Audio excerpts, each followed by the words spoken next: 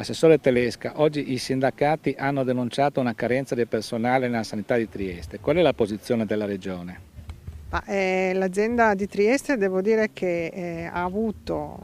nel 2015 in più tra infermieri e operatori sociosanitari 40 unità in più, nel 2016 le unità in più sono 100, quindi evidentemente il personale di assistenza comunque è sempre troppo poco. So che i sindacati hanno fatto questa pressione su questo, soprattutto in vista del piano ferie, però devo anche ricordare che noi siamo comunque impegnati a fare ulteriori concorsi, sta partendo un altro per infermiere, però è anche vero che il piano ferie è una questione strategica ma anche di governo dell'azienda che hanno tutte le aziende della regione. Non posso dimenticare che comunque l'azienda di Trieste ha avuto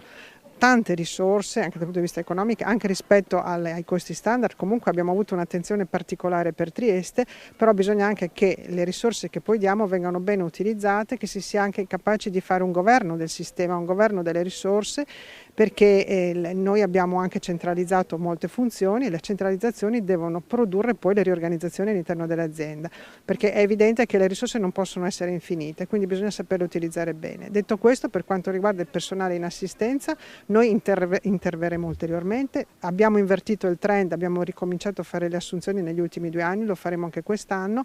però bisogna anche che le aziende vengano governate sapendo che le risorse sono importanti e non vanno sprecate.